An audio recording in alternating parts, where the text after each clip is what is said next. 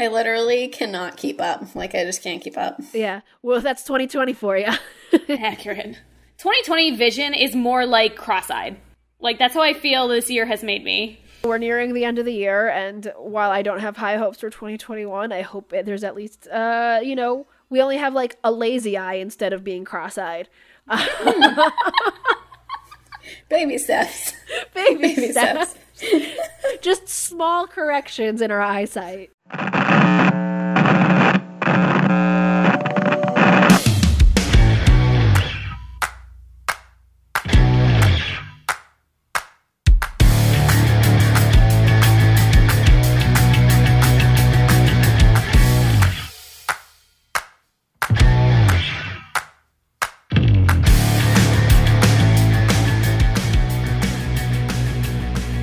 She take my money when I'm in need. Yeah, she's a trifling friend indeed. Oh, she's a gold digger. That, my friends, is a line not from a pop punk song. It is not even from a rock song. It is from rap connoisseur Michelle. Yes, it's my song, actually. No, don't say that, because you know what? He's going to come after me next. I'm sorry, all rights given.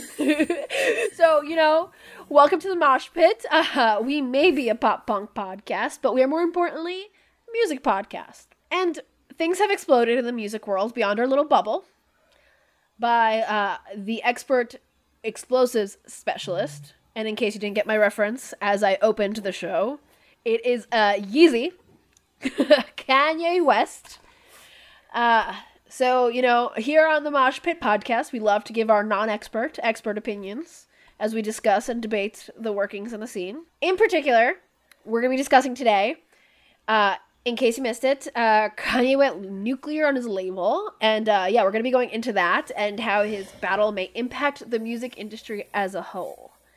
And boy, is that going to be a discussion.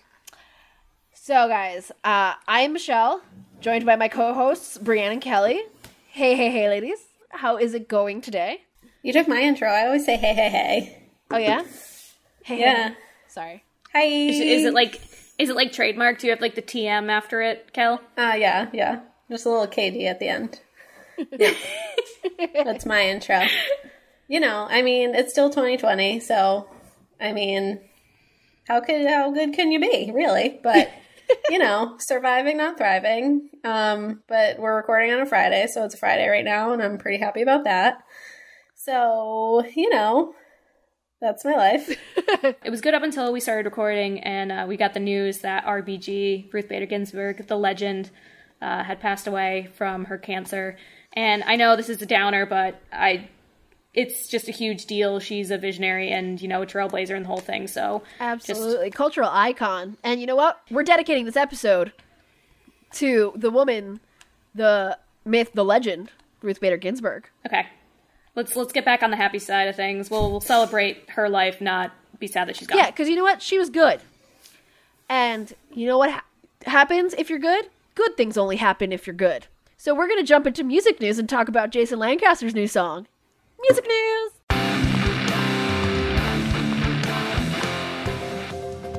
Oh, it's me. I'm first. Okay. I did this. I assigned myself. Okay. All right. First piece of music news today. We've got a new jam from Jason Lancaster, Good Things Only Happen If You're Good, featuring Jake from Mayday Parade on drums. Very exciting. Yeah. This is a killer song. Like, it's really, really good. I liked it a lot. And I feel like last time we talked about Jason Lancaster, he had put out that much slower ballad-like song. And so I didn't feel like, his vocals are always amazing, but that raspy, passionate, singing voice of his really shined so well in this song, and I just loved it. I'm here for it. Oh, totally agree. I was already into it from the guitar intro, but then Jason's vocals come in, and major hard eyes. I'm always talking about vocals, and Jason is another one of those that's just really just like it gets under your skin, it gets into your veins, and it flows into your heart. It's unique, like the way he says things. Yes, absolutely. And you know, it's fantastic, and you know, it's cool that he's collaborating with Jake from Mayday. You know, Mayday was I don't think it was his first band, but it was like, you know, kind of where he blew up a little bit. And actually recently on Reddit, I came across a post from user, and now I don't know how to pronounce this, AUNA Trill or Auna Trill, Auna Trill, whatever. This user shared some pictures from when Mayday Parade was first blowing up, because she kind of became friends with them and stuff. And it was so cool to see, because it showed like how wholesome Mayday Parade, including Jason Lancaster, really were. Like, they're just, you know, stand-up dudes. You know, it was always like super platonic, and they were just really chill guys. And it was kind of nice, you know, we all have our own music, like, experiences with bands and, like, meeting them, and it's nice seeing, like, other people's experiences, because it kind of solidifies your view of this person. And, you know, we kind of need that wholesomeness in the scene, considering everything that's been going on with, you know, sexual assault allegations, sexual misconduct allegations. So, excited that Jason's back. Mm-hmm. This song actually got me really excited for Don't Hate Me Christmas. Because wait, what? Jason Lancaster's Christmas song is like one of my favorite songs. What is it called? I was honestly so confused where you were going with that. It was on like Punk Goes Christmas or something, and his Christmas song on that album is like my favorite. I just like literally listen to that on repeat for the entire month of December, so I'm just ready for Christmas now. All I Can Give You? Yes. Oh my god, it's so good. It makes me cry. Yeah. It just makes me sob. The first time I listen to it every year, I just start crying. So we're going to have like a really good like pop punk Christmas playlist this year for sure. I already have it. I'm ready. I'm already ready for Christmas. We can skip the other holidays, No, Halloween's the best holiday in the world. We're not skipping it. The problem with that is that no one can do anything for Halloween. I'm still wearing my Halloween costume. I don't care. We can sit here and eat candy together. Oh, I like that idea. Can I be lazy so I don't have to pay to buy a costume and just wear my zebra onesie like I have for the past 2 years? Actually, no, it's a lie. I've had like going to the bars costumes, but like every year on Halloween night, I sit in my onesie and I hand out candy.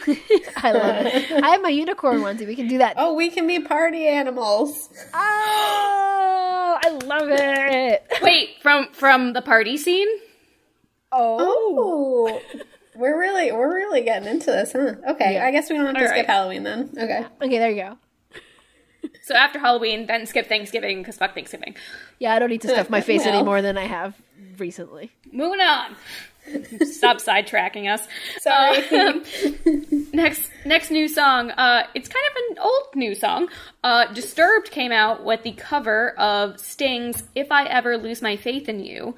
The music video came out this week, and it was really interesting. I mean, I compared it very much to when they came out with the cover of The Sound of Silence by Simon and Garfunkel. Not Rodgers and Hammerstein. Yeah, thank you. Rodgers and Hammerstein was coming to my brain. I'm like, that's not right.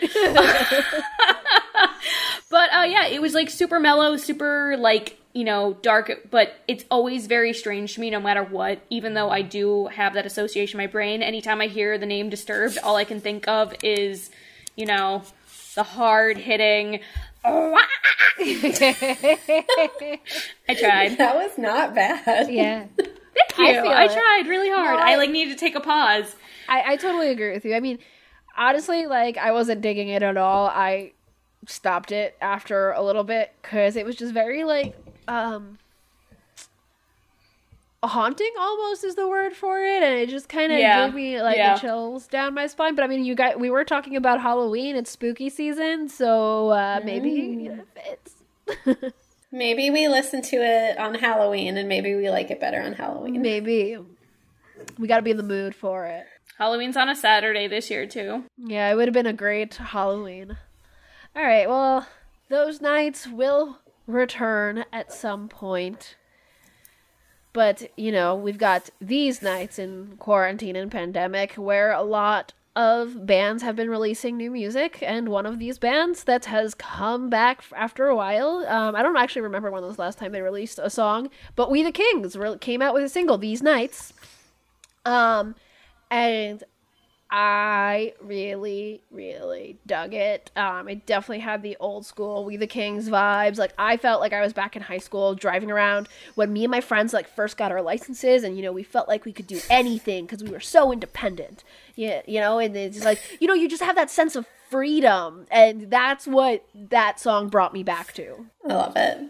Yeah, I freaked out listening to this because the past couple, like, the last album I wasn't super into. Like, it was okay, but it wasn't, like, what I think of when I think of We the Kings. Like, I think of Check Yes Juliet and Skyway Avenue and, like, that kind of, like, feel. And this just transported me back to the first time I saw them, my first Warped Tour ever. They were the closing act, and it was raining and pouring, and I'm just sitting there, and I'm like, oh my god, this is what I needed. This is what I needed to get me through the next couple of weeks, because I'm just going to listen to it on repeat.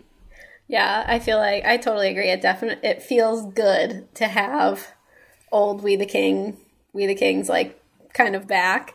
I had given up on them like a little bit. Like the past two albums, I didn't like. I just couldn't get on. I don't know if they were necessarily bad. I just didn't like them, and it wasn't like I never really got super into them. But then they came back with that single with Simple Plan and State Champs. State Champs, yeah, Simple Plan and State Champs. And I was like, okay, like, I'm feeling it again. Like, let's see where this goes. And now this gets me really excited for future We the Kings. Yeah, I'm super hyped. Like you guys said, like, I've always continued to like them, but I just wasn't, like, into them. Like, you know, I kind of flitted in and out of paying attention to them. But, you know, it's funny, like, as you guys were talking about it and saying, like, you're loving it because it reminds you of old school We the Kings. I'm loving it because it reminds me of old school We the Kings. It's a little weird and a little interesting that we're all like, yes, for this. But when it came to Newfound Glory going, like, old school with their roots with the last album, we were like, nah. And, I mean, you guys all heard it. And if you didn't, go back to our track-by-track review of Forever and Ever and Times Infinity, because we talked about the Newfound Glory album, and it was not necessarily positive. Here's my argument for why they're different. Newfound Glory is way older, and the difference between their album now and album then, the time difference, I feel like is way bigger. Also, they weren't going back just by sound. Their writing and their lyrics also were pretending that they were kids again. Fair this point. Is a lot more of like a lot of our criticisms, it was just so specific of word choices where if they had changed a little bit, it would have been way more broader, and I would have been like, okay, I could see someone your age singing about this. This song, it's written in a way where kids in high school are going to be like, oh, these nights we're graduating. And then at the same time, us in our late 20s are like, oh, this is the best time of our lives. You know what I mean? Like, it can't apply to a bunch of people at the same time. And it's like, it's written in the present. It like feels like it's written in the present, looking back at, like, you know, there was nothing like those nights, and like whatever it was, like, nothing's gonna, like, seeing you standing in a crowded room, like, all, like, it felt like it was written right now, looking back at, like, a time kind of thing, which, like, everyone can relate to that. It's, like, universal. For sure. That's cool. That's fair, guys. But it definitely, like, that does stand out to me, you know, the fact that certain bands can pull off like the old sound and the old vibes when others can't, you know? Yeah. I think everyone has the potential to. It's just you have to make the right choices, and Newfound Glory fell in their face when it came to making the right choices. Rather than just making like one or two wrong ones, they just kept making wrong ones. Yeah, true. You can only recover from so much. Expert opinions. In our, as I said earlier, in our non-expert opinions. Yes. All right, another piece of new music to share. Knuckle Puck has released their album 2020. And very fitting for coming out in 2020. But 2020, like 2020 vision, like 20/20. Like 2020 hindsight. Yeah, you got it. Is 2020. That's what I meant. Exactly. But I listened to this today. Very much enjoyed it. This is another one they kind of kept releasing singles off of it before the release date, and there were a couple of the singles that I did really like. They had one single that featured Derek Sanders from Mayday Parade, and I liked that one. There were a couple other singles, some that I thought were like okay, and others that I liked, but I really feel like they saved some of the best songs like for the album and didn't release them as singles, which has been like, I feel like really different than a lot that's going on lately with like everyone releasing half of their album and like maybe those are some of the best songs. Probably all of the songs I liked the best were like I hadn't heard yet, so that was really sweet. Yeah, I completely agree. I think the exact same thing. Like I was actually kind of not looking forward to this album. Like, I wouldn't say Knuckle Puck's one of my favorite bands, but I enjoy them. Like, they have, like, some great songs like Gone and Disdain. But, you know, the singles didn't really get me hyped for it. I think it was only the last one. Yeah. Like, what was it? What Took You So Long, right? That came out? Yeah. That I was like, oh, okay, this is, like, the first time I'm excited for this album. And, yeah, I totally agree. Like, all the other songs that were not the singles were so much better and made me enjoy the album and the singles as a whole, like, so much more. And, yeah, I think I'm probably gonna have to give it a few more listens because it literally came out today, on the day of recording. But yeah, I'm definitely thinking I like it more than I expected it to. And, you know, kind of going back to what we talked about with what I talked about with We the Kings and how that old school vibe gave me that like endless opportunity feeling. Like this album's also kind of giving me that same feeling. Like you know, it's got that perfect emo pop punk vibes that just it feels like classic pop punk. Yeah, that it gets like inside of the drums, especially. Yeah, exactly. So we're gonna pull a shocker out of here, guys. If y'all don't follow us on YouTube, you clearly don't know, but you should, that I had never listened to Knuckle Puck before this. So I did an episode of Brianna Doesn't Know with Knuckle Puck, and you can go watch it on the Moshpit Pod's YouTube page. It's just me looking stupid. Anyways, but no, you look cute. Just from the little bit I heard there and from this album, it was really good. And like you guys said, very good classic pop punk. You guys basically covered everything. It was really good, and I was totally into it. More new music from people who haven't released songs in quite some time. Rise Against have released their first single in 3 years, I believe it was.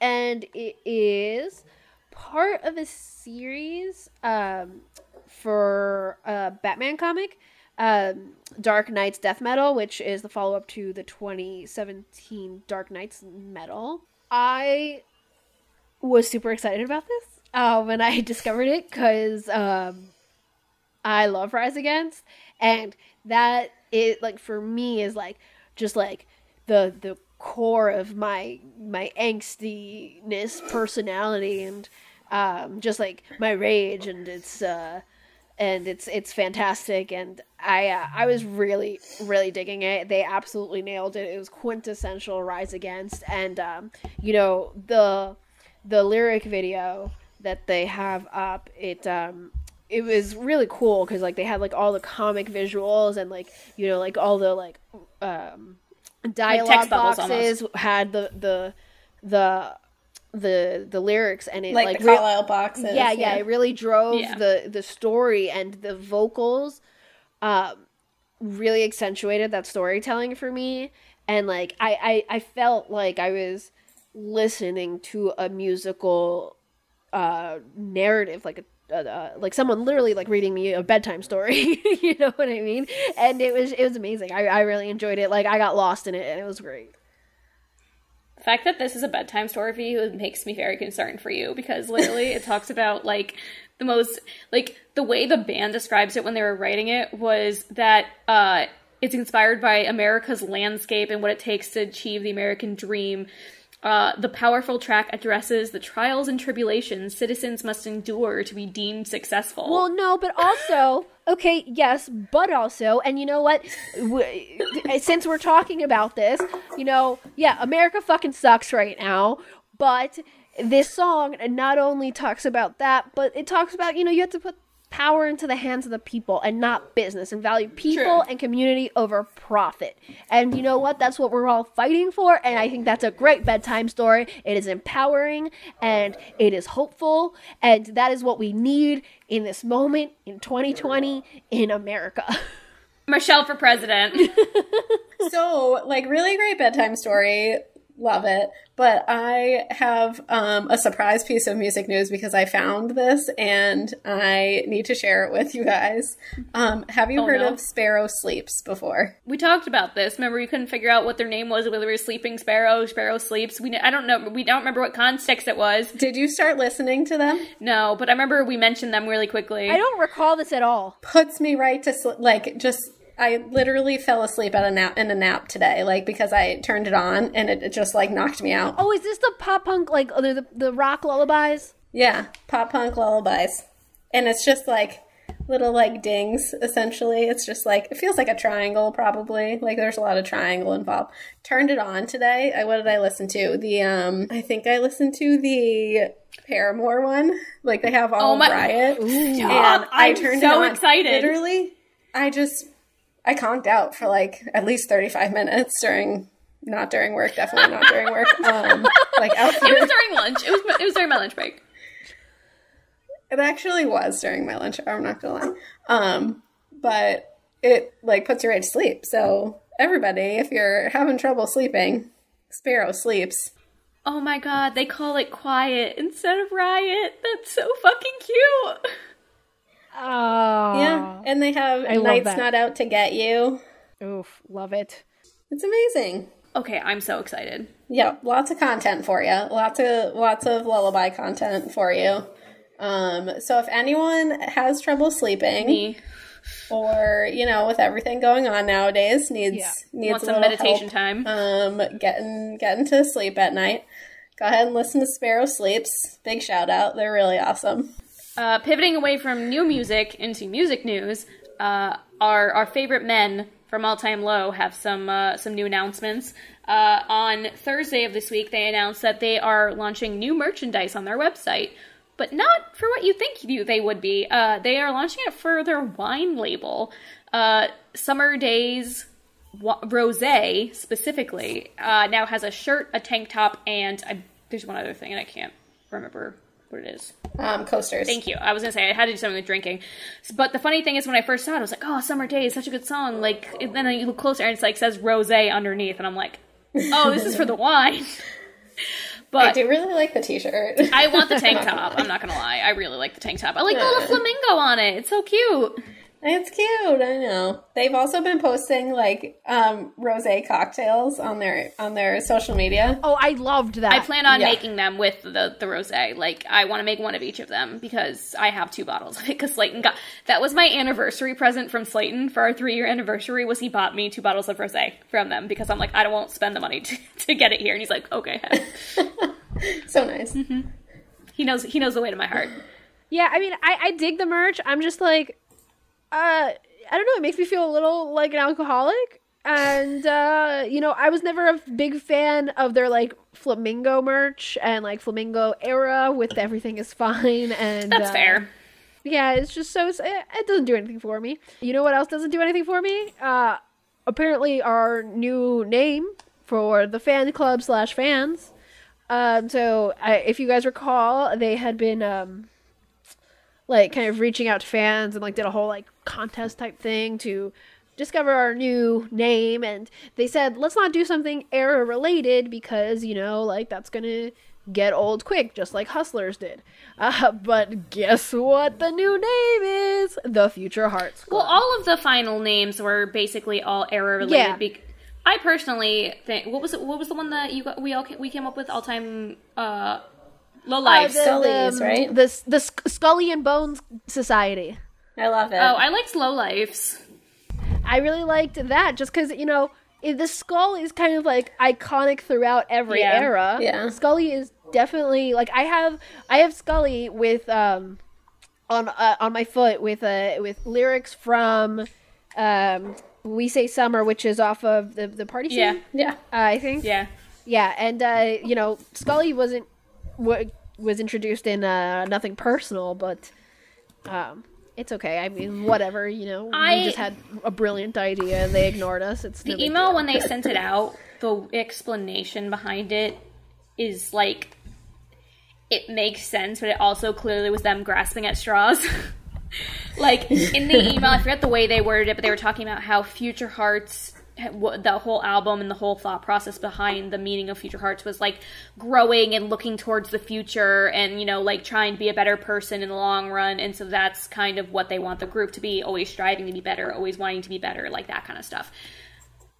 Yeah, no, it makes sense. And I mean, like, again, because, like, I mean, Future Hearts had, like, songs like, you know, Kids in the Dark and Missing You, and those songs were, like, have become iconic because, you know, they really, I think, reach people in the sense that, you know, there's a lot of people that gravitate towards pop punk and emo because, you know, there's feelings of isolation, of loneliness, you know, depression. There's a lot of people who connect with this music to combat their mental health issues, and I think Future Hearts was an album that really tackled that. So yeah, sure, it makes sense to connect us as a group for Future Hearts, but it's kind of a lame name. The meaning behind the name's cool. I don't like that club. I don't. Yeah, maybe that's also what's throwing me. It's like more than a fan club, I think. I don't know. Like Hustlers was like a lifestyle. You know what I mean? Like we were hustlers. Like we just were. We were.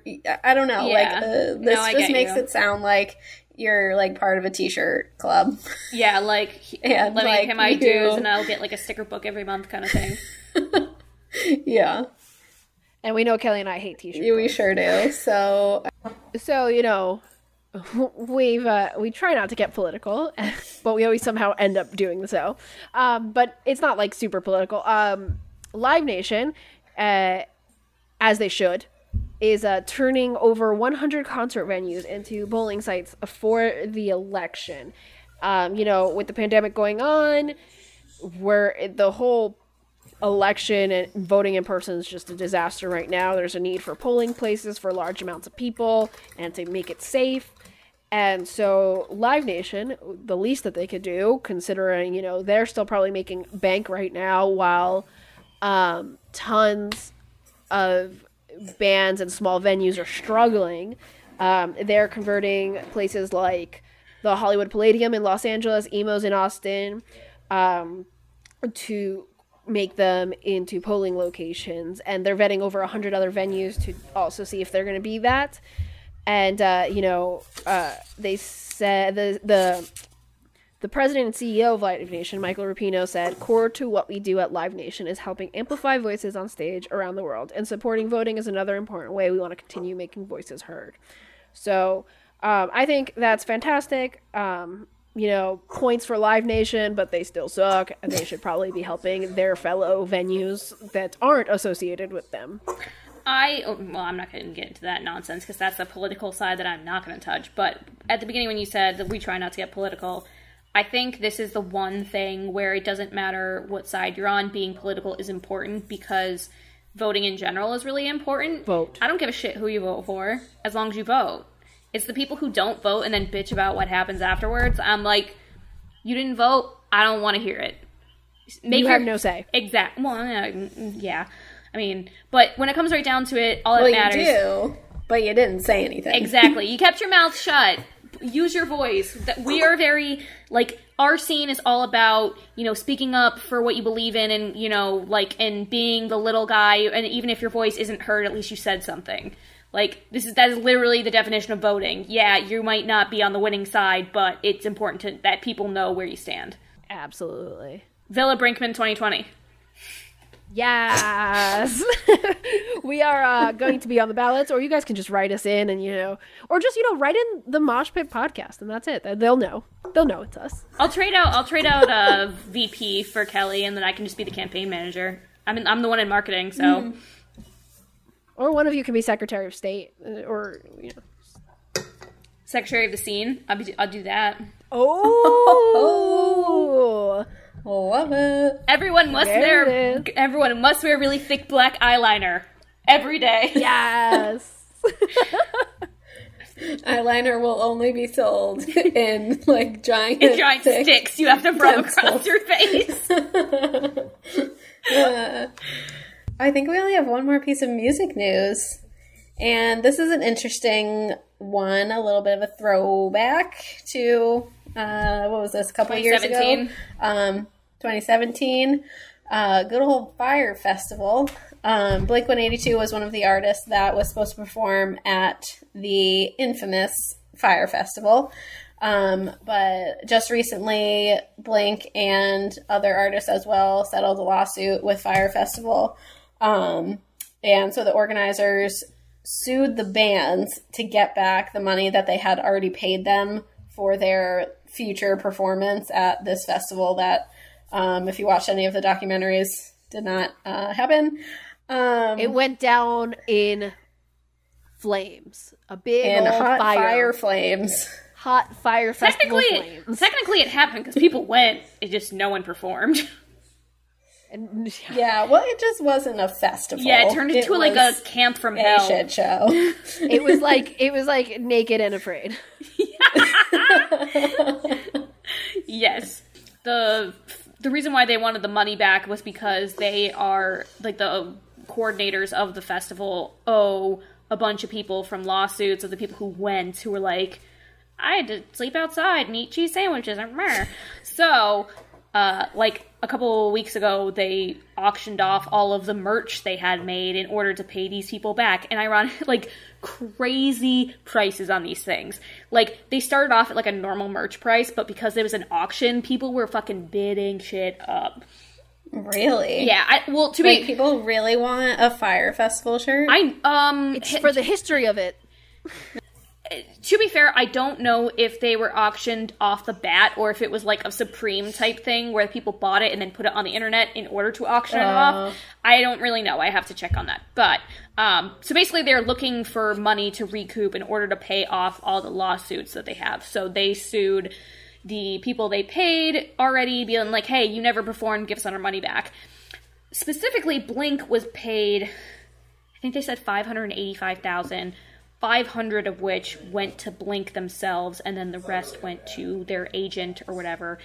And then their agent paid Fire Festival in the settlement, I think it was $135,000 or something like that, in overall, because it wasn't just Blink in this lawsuit, Major Lazer, Disclosure, Tyga, Pusha T, there was a bunch of people who were sued. But overall, they only recouped $360,000, so less than what they gave Blink, and that was from multiple artists, so...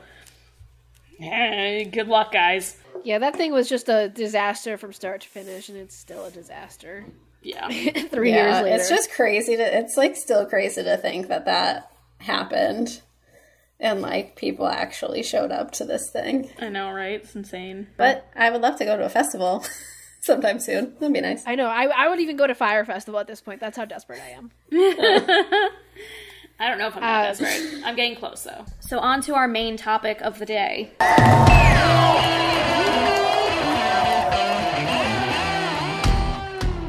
2020 has been absolutely fucking bonkers, as we said up top. The king of just out of this creating... world. Yes, out of this world headlines and just every... Drama. Yes. He, the king of everything, Yeezy... a.k.a. Kanye West, a.k.a. Mr. Kim Kardashian. Let's be honest. I don't think he'd be pleased to hear you say Mr. Kim Kardashian. He should have taken her last name, let's be real. I feel like that's debatable, but we're not going to go into the whole Kardashian Jenner side of this. Fair. Okay, anyways, sticking to the music side of things. Kanye started a week-long tirade of tweets starting off on Monday. He first tweeted on Monday about the fact that he wanted to know what everyone at his label, Universal and Sony, what they were making. Specifically, I need to see the contracts. This is where things get weird, like in everything that Kanye does. I'm not going to watch my people be enslaved. I'm putting my life on the line for my people. The music industry and the NBA are modern-day slave ships. I'm the new Moses. So that's how the whole thing started, with him, like, calling it out. Basically, he wants to get his masters back from the record label. Most record labels retain the rights to the artists they sign their masters. Okay, so that's Monday. He starts off on all that nonsense. Then Tuesday rolls around, he tweets again.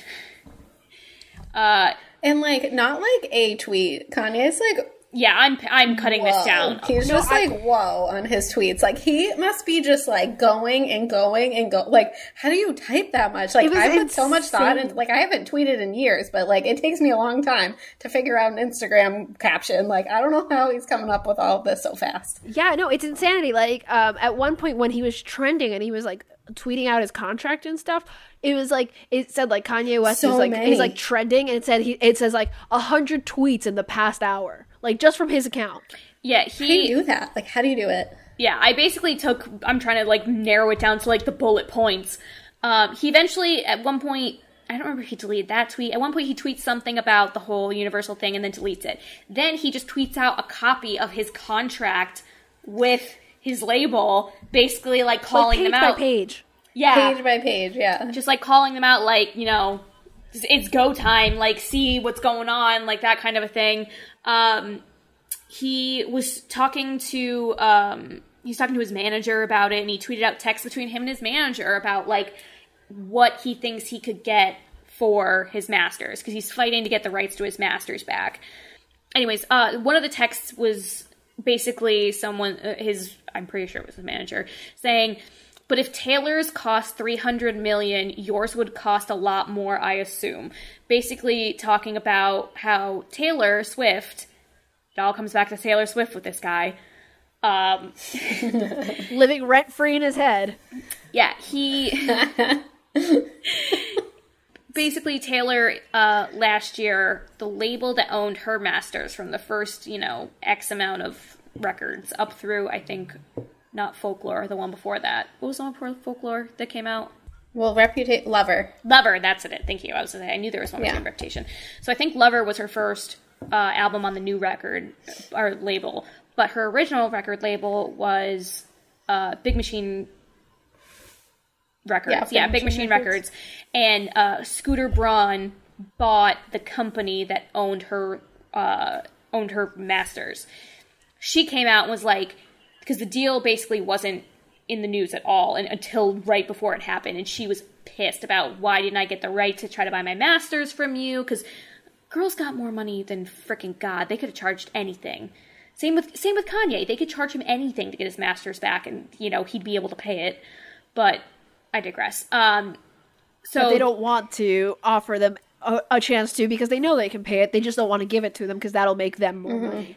Exactly. So this was where the whole controversy actually started, was back with Taylor Swift. Everyone was saying, like, oh, she's just money hungry. She wants her masters so she can make more money off of them. And it's like, no, she put her blood, sweat, and tears into those lyrics and into everything else.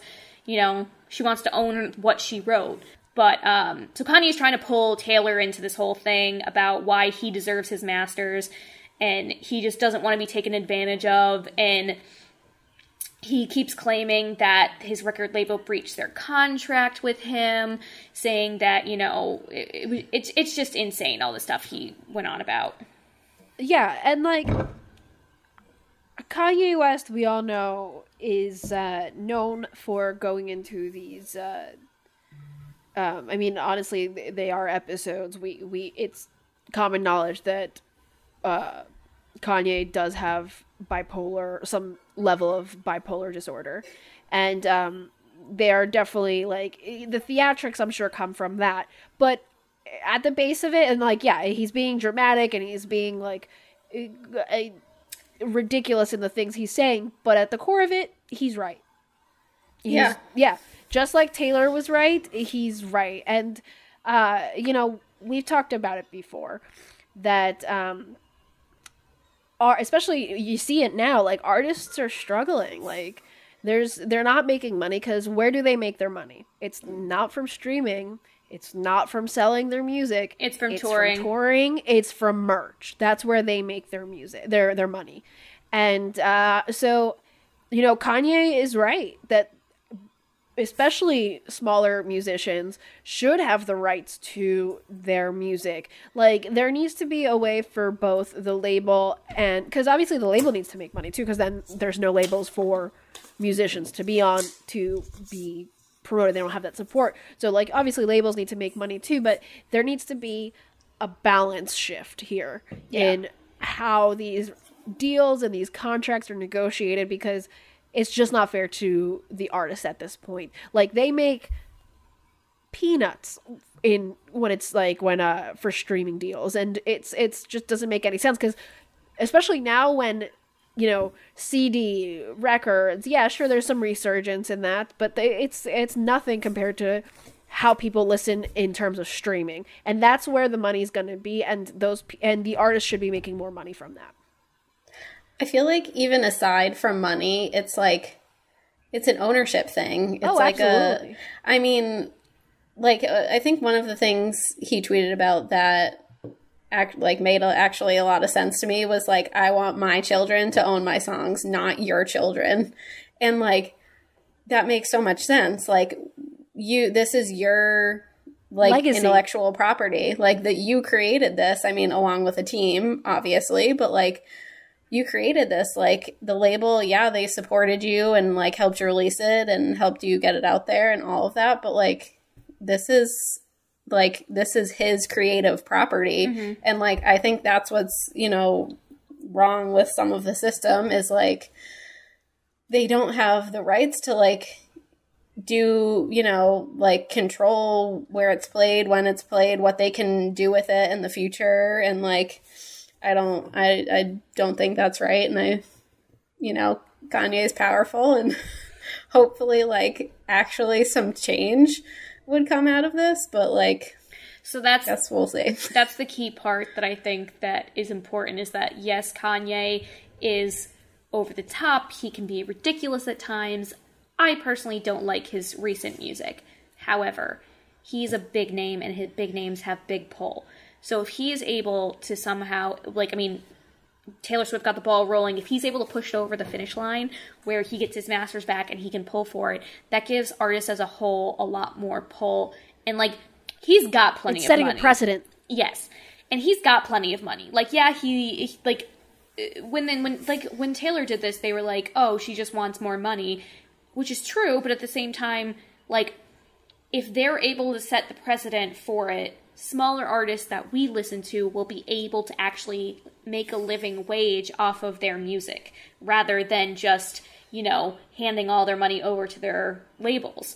So for them, it might not be even a money thing. It might just be a principle thing. Like the fact you said, like, he wants his kids to own his music. For them, it's more of a principle thing. But it will eventually lead to smaller artists being able to actually make money off of this. Like, a lot of smaller artists have like second jobs and shit. You know what I mean? So it'll be nice to...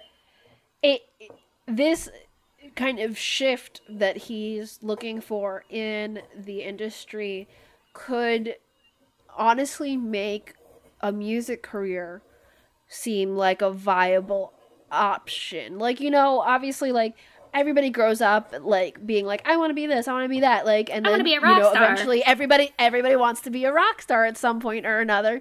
But, you know, obviously not everybody can be, not everybody has the musical talent, but even those that do sometimes are a little bit dissuaded from it, from family members or themselves, just because it's a hard industry to get into, and it's high risk, high reward, because obviously if you put the time into it, you're going to get rewarded, because obviously there are huge artists out there making tons of money, but you know, not everybody makes it. And this could give people the opportunity that even if you are a small band, you could still make a living from it consistently without having to worry about constantly being on tour and away from your families. You know, we talked about how Pat Courage from the Main did not go on the European leg of the Mirror Tour, because he had just had his baby, and that makes sense. But not everybody has that opportunity when they're, trying to be a musician, and people look down on the arts and things as like, that's not like a real job. But we've been in a pandemic, we've been in a quarantine. What has been keeping all of us sane? Music, movies, television. The arts are important, and I think he may be going about it the wrong way, with his just over the top attitude about it, but hopefully Kanye West makes a difference. Wait, Michelle, him peeing on his Grammy isn't going to help him? I mean, it makes a statement. It makes a very bold statement. For those of you who don't know, he actually tweeted a video of his Grammy in a toilet and a stream of what we can only assume is urine going on the top of it. Well, he looked luckily very you don't hydrated, see anything. FYI. I mean, I don't want to see his junk, but Oh my God. it can be inferred. It can be inferred. I think, I mean, this whole thing is just like, I can't believe this is something we have to, like, someone has to fight for. It's just like, this should be, you know what I mean? Like, when you really sit back and think about it, like, he's just fighting for something that's his. It came out of his and brain. Like, yeah, like, it's his. I don't know, like, he should own it. And, I don't know. I mean, there's a lot wrong with the music industry, but, like... But that's any, I don't know. that's any I major feel like industry. This is one that, like... It's like hard to believe that like someone this powerful has to fight for it for something that makes so much sense in my brain, and like something can only happen if like Kanye does this. Yeah, it's you know what I mean? It's a little ridiculous that it is only just now really being something that's kind of come to the forefront. I mean, I'm sure obviously like we're not musicians, though we are experts in the field.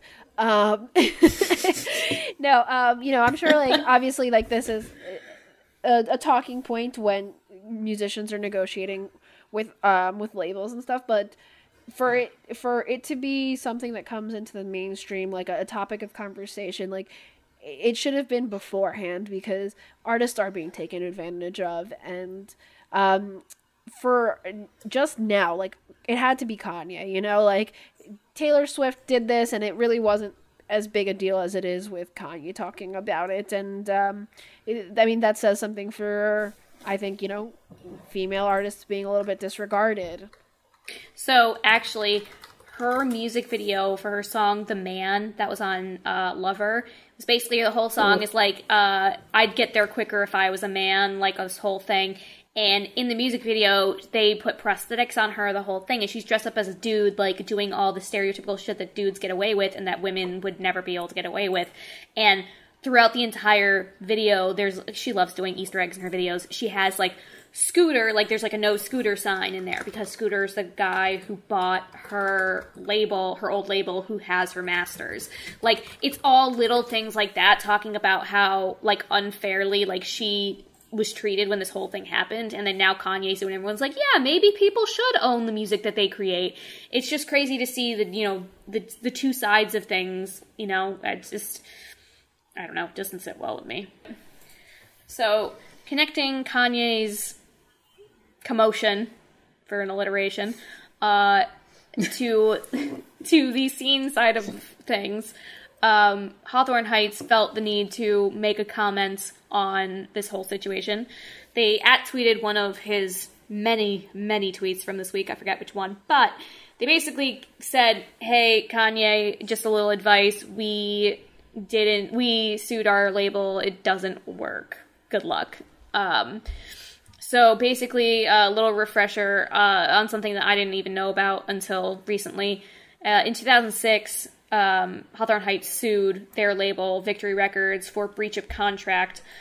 Basically, they said that they weren't being appreciated and they weren't being taken care of in their label, or by their label, so they left Victory Records.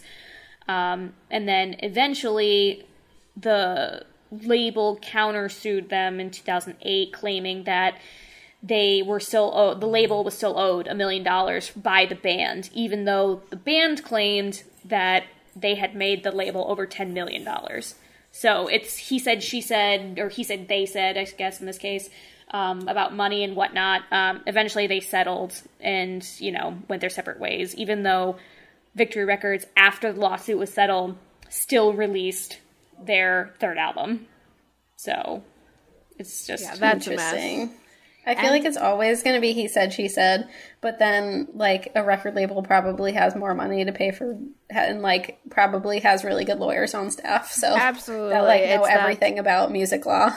Yeah, it's that 100%, like, you know, employer versus employee dynamic, that, you know, label versus musician dynamic that's just gonna favor the employer always, because, I mean, if both those claims were true, and Victory Records got $10 million in revenue from just Hawthorne Heights, and obviously that's not the only band on their label, so they've got millions and millions of dollars, but the band owed them $1 million, then obviously they didn't have the money to really combat those lawyers. So it's just there's no win there for a musician, unless, you know, you're someone like Kanye, who has way more money than other artists, you know? Well, yeah, because not only does Kanye have his music, he's got his clothing line, he's got his wife's his own record label.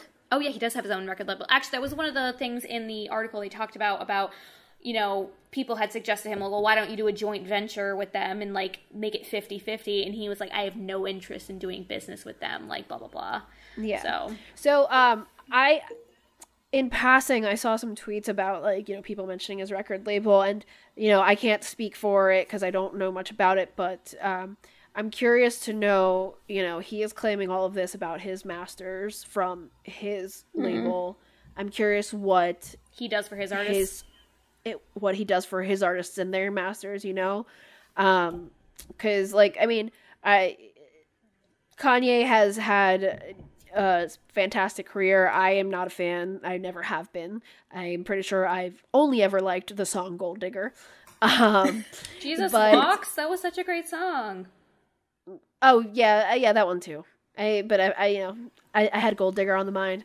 Anyways, but, you know, he's not a great person in my opinion. But again, this is just my opinion. And so I could 100% see him being hypocritical with his own record label, but let's hope that he truly is not only standing up for himself, but all artists, and like he has said it, you know, in terms of slavery. Yeah, that some of his tweets, man, I don't get it. But I guess, you know, if the outrageous gets the attention, then, you know, he's making the point that he wants to make, right? Very true. Do we think the all capital tweeting is I don't know. Do we like all capital tweeting like Kanye does? No, absolutely. We feel like we're yelling a little bit. He all just a capital little tweeting? bit. The couple tweets that I saw weren't. Yeah. Well, today okay. has been all capitals tweeting. I haven't looked today. We're going to move the entire music industry into the 21st century. Oh, okay. Culture is the most powerful force in humanity under God. I'm going to personally see to it that Taylor Swift gets her masters back. Scooter is a close family friend. And this is all in my yelling voice, because it's all caps. Because Kelly can't actually yell. Your yelling voice, Cal? It's my indoor yelling voice. But, yeah, no, I mean, I think that just adds to his theatrics, you know? It's like, you know, here I am, in all caps, pay attention to me, and, you know, I mean, to cut it short, I guess, I hope they do pay attention. But even to loop it back in, he's looping Taylor back into this bullshit. Like his one text with, I think I'm pretty sure it was his manager, about the masters. Like, yeah, that was a specific reason, but now he's like, oh, I'm gonna get her. Like, I don't know. I'm hoping that he's doing it for an actual good reason and not just trying to make headlines. Yeah. But when it comes I love to Taylor, so I'm hoping that's good intention. Same. But it does kind of sound like you couldn't do it, so like I'm going to try to do it for you, kind of thing.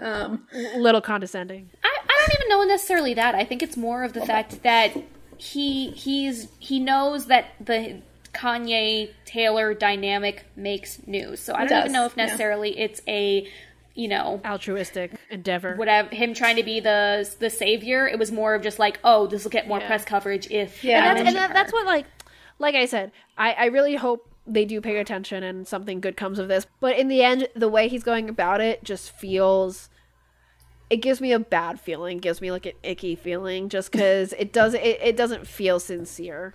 But I hope I'm wrong.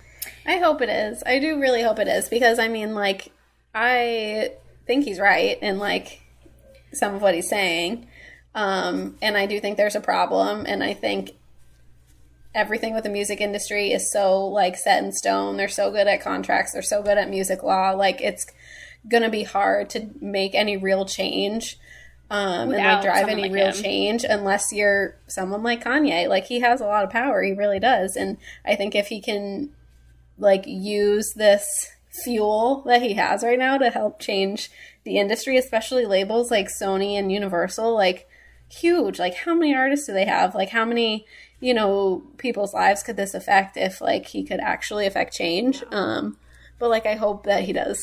It doesn't like something actually happens here, and it's not like a tweeting tirade. Yeah, that it actually like it's a continuous effort, and it doesn't just like, I hope so, peter out when he's like gets bored of it. Because you know, if he does stick with it and, you know, bring in other big names, because, you know, obviously Kanye has pull all across the industry, and he works with tons of people, and you know, it like we said, it's going to have that trickle down effect to the smaller bands in all genres. So basically what we're saying is that we hope he's doing it for real and not like his political career. Yeah. I mean, is he actually even still running? No, he actually sued the state. I think it's Wisconsin. He sued some state to try to get his name on the ballot, but it didn't work. I literally cannot keep up. Like, I just can't keep up. Yeah. Well, that's 2020 for you. Yep. Accurate. 2020 vision is more like cross-eyed. Like, that's how I feel this year has made me. Yes. Absolutely.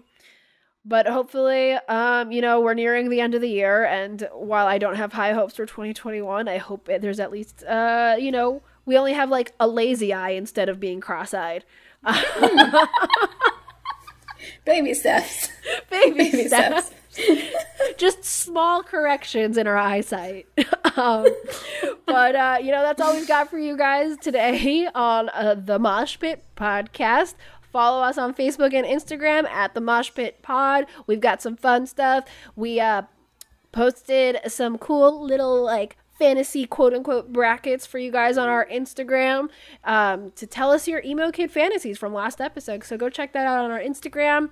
And you know, we've got a lot of music coming out, you know, and we haven't been able to keep up. We've done some track by track albums, but if you want to hear like a specific album that came out, you know, let us know. Send us a message. We like to chat, you know, so hang out with us. We need attention. We're really lonely. I'll say, we can only do so much. A lot of the new music falls through the cracks. As much as we try to get in, if you guys hear something that we don't... Much as we're non-expert experts, sometimes we miss stuff. So anything you guys want to hear, give us a shout. Yeah. Until next time, #MoshOn.